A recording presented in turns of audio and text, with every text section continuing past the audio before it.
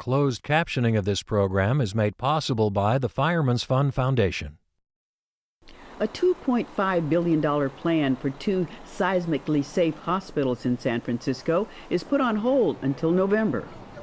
As drought grips more than half of the country with high temperatures and low rainfall, food prices are on the rise, along with concern in California over the impact of climate change. Excitement is high over the Mars rover Curiosity landing on Sunday night as NASA engineers brace for the 7 minutes of terror during the complex landing procedure. And on the 5th anniversary of the murder of Oakland journalist Chauncey Bailey by members of Your Black Muslim Bakery, a woman comes forward with her story of a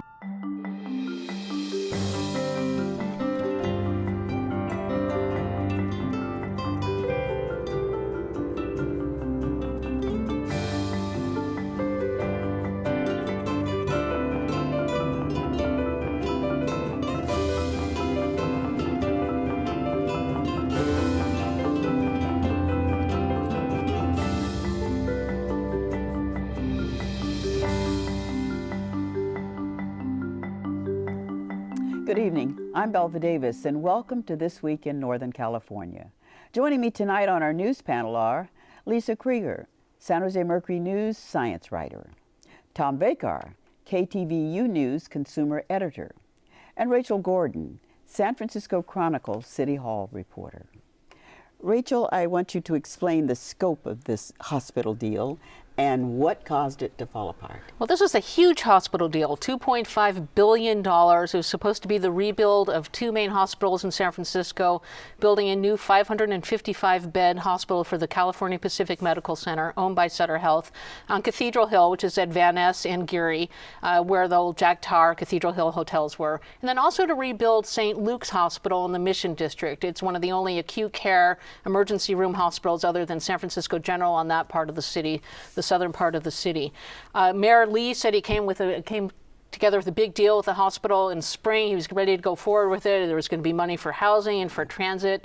And then the Board of Supervisors got hold of it and said, hold on, not so fast. We have a lot of concerns here.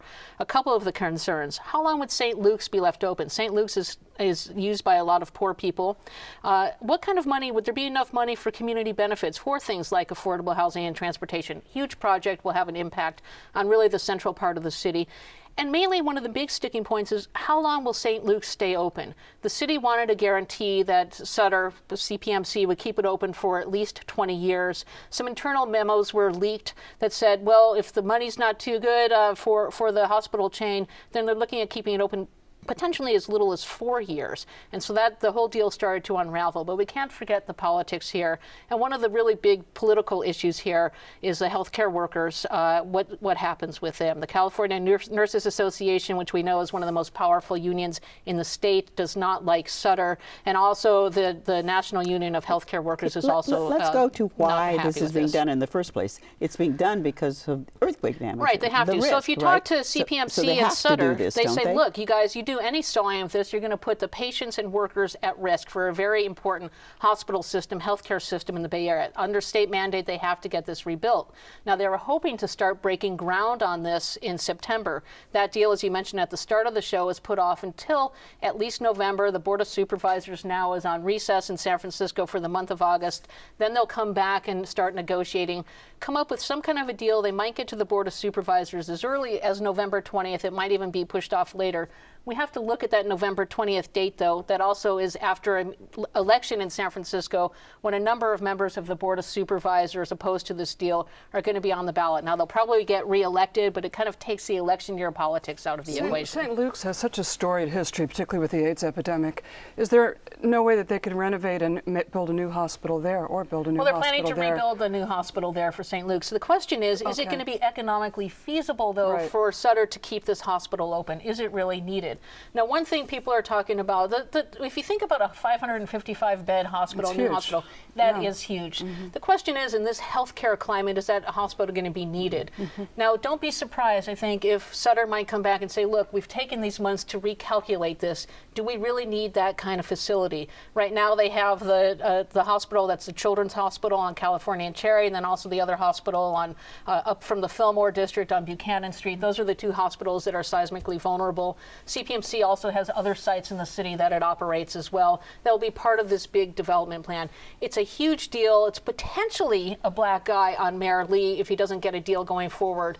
But I think everyone right now is just taking a breather and saying, can we kind of reimagine this? But the reality is the state mandate is real. I mean, you go over in the East Bay and you see Kaiser building hospitals everywhere.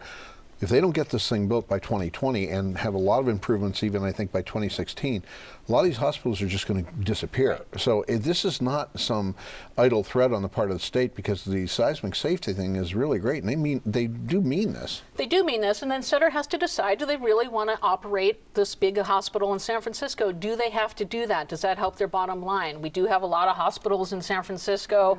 You know, UCSF is a major player here, San Francisco's own General Hospital, and then the affiliate hospitals there. We have the Dignity now, used to be Catholic Dartmouth Healthcare. Atlas of Healthcare shows the number of doctors per resident in San Francisco is very high. It is very high, and people, I think, might want to come to San Francisco to get their medical care just for the cachet of it, instead of maybe being in a smaller city on the peninsula. Isn't the whole healthcare bill directions is to keep people out of hospitals? So why would one want to build an enormous hospital when the government's direction, if the Obama health plan survives, is to diminish Well, the people are number? still going to be ending up in hospitals. I mean, you can look at Kaiser. I've been a Kaiser patient for a long time, and their whole idea is prevention, to keep people out of the hospitals, and they do a pretty good job of making sure you get your regular checkups and doing things to keep healthy, but people still end up in the hospital there for a number of reasons.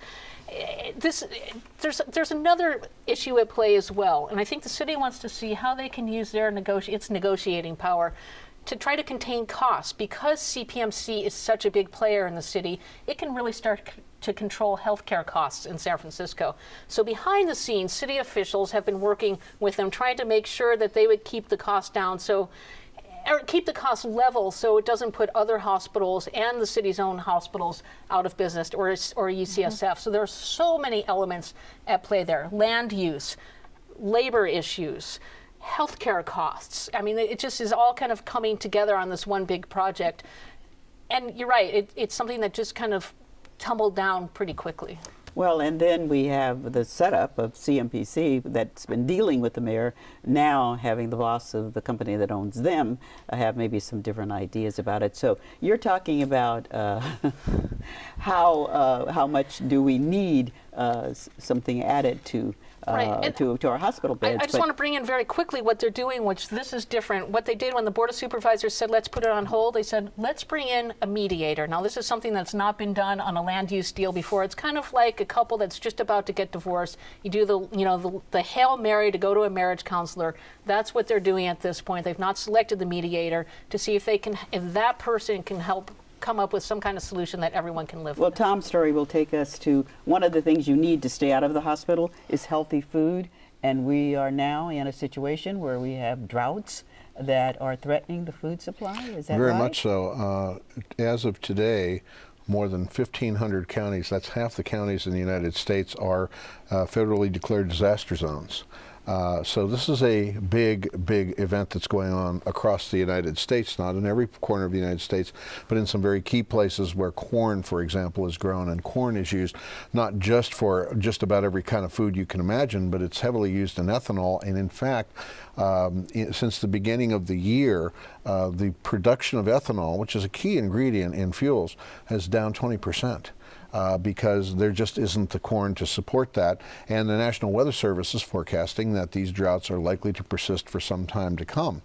And that's why it is now believed that next year we'll be paying as much as 3 or 4% more for our food, because in the processing time it gets to take that corn from that to the finished products that it's in will take that long, but 3 or 4% more for food likely by this time next year. So it is a very significant event. And of course, it's raising all kinds of issues. Is this directly related to what is known as global warming? Is this something aside and apart? Is this the difference between weather, which is variable and goes up and down and gets very hot and very cold and all of that stuff? Or is this something about the climate?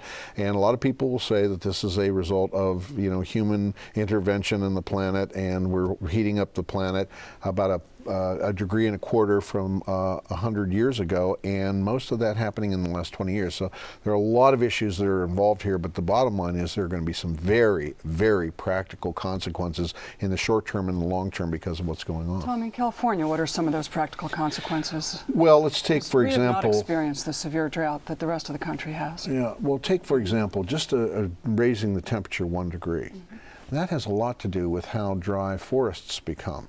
And when forests become dry, that has a heck of a lot to do with how those fires will get out of control and rage and all that stuff. And we've seen more fires this year than we've seen last year and the year before and all of that stuff. Electricity. Now you would think, well, how does electricity? Well, when you need more air conditioning, you use more electricity, which means that we have to put more fuel into those power plants to do that, which contributes to global warming, especially even though it's natural gas, it still contributes to that. But power lines are about 7 or 8% less efficient when temperatures are really high.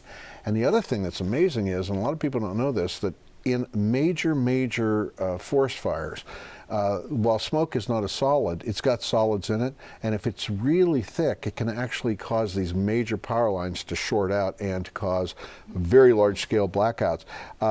And it is believed that by the year 2100, we're going to have to, because of all of this, increase our power output in this state by 38%. That is a huge amount of building of power plants, solar plants, all kinds of plants in order to fulfill that need. So if this is something we can anticipate, then we could help prevent catastrophe. Yeah, and then there are 2 ways to do it. One is to just deal with it, and the other one is to try to do those things which lead to global cooling, or at least to no more increase in that. But again, that's somewhat aside and apart and off the subject of the drought, which is a very real thing going on right now. And for example, you get very hot weather. What happens? There's less snowpack in the mountains. That means less hydroelectricity. It means less water for the fish. It means less water for the farmers. It means less water for the 25 million people down in Southern California who depend desperately on that water. Those are very practical short-term things that are going on. Tom, we've been having these water wars for decades in California, and no one seems to come up with the answer. What should we do about it? I know there's been demands on Senate and Washington, on Congress, going, you've got to do something about that. I mean, it has to do a lot with conservation is a big one. Sure. New technologies to try to harvest the water we do have and make better use of it. But is there kind of a unified force now to say, this is serious, a wake-up call to do something, or there's still going to be a lot of political fighting about how to proceed? I tell you, when you're talking about individual farmers, for example, saying they don't have enough water to do what they need to do, then they're going to fight for that. If you have big cities in Southern California that are saying we need this water in order for people to drink and to have some kind of life and all that stuff, they're going to fight for that. This is setting up to be a very, very large war, and that's not to say that it can't be dealt with, but it is to say that some of the most powerful forces in the state are going to be arrayed against each other because there's only so much water out there. It's not in California yet, but farmers are the ones that are the immediate losers. The impact of the loss of crops, the impact of the purchase of feed, all of those things that have not hit California yet, but they're starting to. But the Congress had trouble getting through a farm bill this year. And isn't insurance a key part of that farm bill, which has helped the farmers to be insured against At the end of the day, you have to look at this and you have to say, there's a need for so much food, there's a need for so much water, there's only so many dollars to go around, and we really have to look at this thing as for the serious thing that is. When you have half of your counties in your entire country that are in a disaster situation, that tells you that this is not just a wake-up call, that this is the kind of call that if you don't heed it, then you wonder why, food costs not 3% more or 4% more, but 30% more. And that's what we're staring at if we don't get a handle on this, and if we don't get lucky and get some better weather, which is to say rain rainier weather and more snow in the mountains and all of that. Well, listen, complications down here. We're going to turn to space now. Lisa, maybe we can find something else. Someplace really dry. Someplace really dry. We're looking for water in Mars as well. If we find it, we'll let you know. Yeah, so tell us, what is the excitement in the scientific, and should be everywhere, building about the possibility? Building a pipeline. It's very exciting, and thank you for asking, and thanks for your interest. 10:31 Sunday night Pacific Standard Time, we will find out whether our robot that's going there makes it successfully or crashes, smashes into smithereens, thousands of pieces, really shattering the dreams of a lot of scientists as well. What this is doing is carrying some really elegant scientific tools that can really tell us in much more detail and lovely analysis of what's up there. What's the geology look like? Could it have sustained life? Mars used to be a very wet place, we now know. There were oceans, there were currents. There are floodplains that are very rich in minerals. So what are those minerals, and can we analyze them and come up with a really lovely history of what Mars was in its better days? Mars has seen better days. It's not what it was. I mean, it's pretty amazing when you think of Mars, because so many people have imagined what Mars is. We have the green Martians, we have the rivers, it's red when you look up in the sky. I mean, this is the first time we're It's our really closest know, cousin. right? It's the most likely place to look to see what may have been there. And you know, what we're finding are a lot of the chemical elements, the building blocks that could be the building blocks of life, are there. Certainly, liquid water would be critical. There's no sign that that's on the surface. Where did it go? We need to find out. Is it underground? Just so many lovely questions waiting to be answered, but it's very much hinges on the success of this giant robot. So tell us a little bit about exactly. What is it, the 7 Minutes of Terror? Yeah, thank you. And anyone who hasn't seen the video, I recommend it. Google it. It's called 7 Minutes of Terror, put out by JPL down in Pasadena. Essentially what we have is this robot hurtling through space, 13,000 miles per hour, weighs 1 ton. It's the size of a Mini Cooper. This thing's huge. I mean, the Pathfinder that we remember, that was like a microwave. And Odyssey and some of the others were refrigerator size. This thing's big. Headed through space. The atmosphere of Mars is very thin, so it's not as soft and gentle in entry as it would be here on Earth. And within 7 minutes, it needs to go from 13,000 miles per hour to 0, land gently, and just this elegant sequence of events that need to happen perfectly for it to go through this to land successfully. It involves parachutes, it involves rockets. Pretty marvelous feat of engineering. A lot's been invested. There's a mood. I talked to Scott Hubbard today it was lead Mars researcher coming out of NASA Ames, and he said the mood is of confidence but tension, a blanket of tension over the confidence. We've tested all these tools really as much as we can, and it was time to just get on up there and give it a try. But it's really high stakes. And is this really robot going to actually scoop things up and somehow get it back to us, or is it just going to collect data? It's going to collect data and then transmit it back to us. Exactly, it's going to collect data. In fact, how we'll find out if it was successful or not will just be a data stream. Could it be? But it's very hard to get specimens back, because you need to build a launch pad, right? Or you need to get the robot back, which creates its own challenges. But there's a whole lot that the data can tell us. They'll have a laser that's exploding rocks. They can do an analysis of that. Out of NASA Ames, David Blake, one of our engineers who's in Los Altos, will be doing chemical sampling, and it can all be done from afar. It's pretty remarkable. So, Lisa, how soon will we see images? They say within 2 hours we'll get some grainy, black and white, 50 pixel by 50 pixel, not going to be elegant. That it's not going to be these level of vistas initially.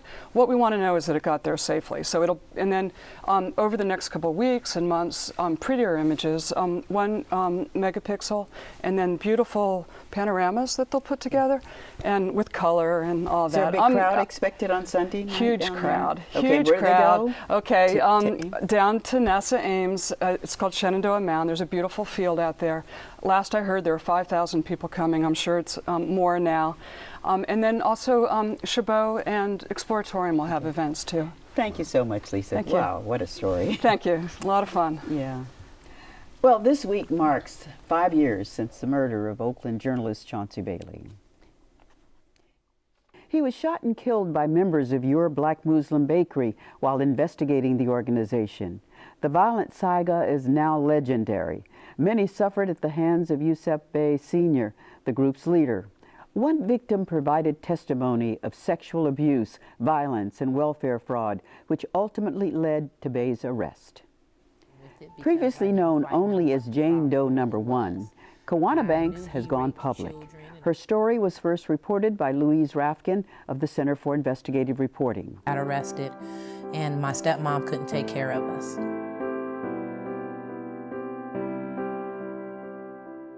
We ended up at the bakery. And now I'm joined by Kowana Banks and Louise Rafkin. Welcome to the program, first of all. Thank you so much for having us. Why don't you start by telling us how you ended up in foster care at the bakery? I ended up there because my father was arrested for whatever charge he was arrested, and he couldn't take care of us. So he took us to the bakery so that Yusuf Bey and his wives could take care of us. And when you say us, who was us? I was accompanied with my sister as well as my brother. I see. And Louise, how did you become involved in this story? Well, I watched the story like everybody did, but I also live in the neighborhood, and I own and run a martial arts school that's in the former school and the complex where Yusuf Bey had his bakery and his school. Although Kowana told me that when we met, I learned a lot more about the building. Mm-hmm. So tell us what happened once you were placed in foster care there. Well, let me see. It was a pretty grueling environment, pretty strict. I wasn't allowed to go to school. I wasn't allowed to go outside of the bakery's environment at all. I was somewhat held captive like a slave. Worked long hours from 5 in the morning until 10 o'clock at night, and had to do exactly what I was told to do and nothing more. But weren't you a child? I was a child who reached out to the foster care system, actually the worker, and let her know what was going on, to see what she was going to do about me not going to school and me working long hours. And I never seen the social worker again. Did she know about the abuse that was going on there? She did not know. I was waiting to, in fact, see what she was going to do about me not going to school and working long hours. I wanted to see if I could trust her, because I had already reached out to some of the Bay wives and didn't get any help. Explain the Bay wives. Well, I went to a couple of the wives and told them that Yusuf Bey was trying to do things to me. And Nora Bey, the foster mom, told me that he wasn't going to do anything to me that he hadn't done to anyone else. And basically let him know that I was reaching out for help. Did you, at what point, Louise, did you learn what was going on behind the scenes? Well, I think I had read what I'd seen in the papers, but I felt like in the reporting about the mayhem and the murders that the women's stories were really lost. And so I talked to Kowana on the phone after a chance meeting, and from there we talked for hours and hours, and you know, really learned a lot more about what the situation was. I think it was sort of clouded in the media as wives and children, but not really given a face. And I think when I met Kowana, she was so inspiring, so positive, that I couldn't believe that her story hadn't been really told with a face attached. And I was really honored to meet her and be able to tell her story. How many years were you the subject of abuse there, and what happened to you during those years? I was there from the age of 10 until 20. And in those years, I gave birth to 3 children, starting at the age of 13. The second at 15, and the last right before my 18th birthday. So I was really settled there because I had no family to fall back on, you know, and people asked me, you know, well, why didn't you leave? And I asked them, you know, well, where was I going if I did leave? You know, where was I going? I was a child myself with children, you know. So once I started having children, I realized that I had to taper down how I felt about living there, because I didn't want them to do anything to my children, to harm my children in any way. Well, did you go to authorities? Do you know why there was no police or social service involvement in? Actually, I did. Well, I was in the neighborhood, and I talked to my beat cop, and they told me, you see nothing, you know nothing. And, you know, and partially, I think they wanted to protect me from the violence that was really around us, and I understand that, but I was a little bit shocked that nobody really chased that down. Were you afraid then, and are you afraid still?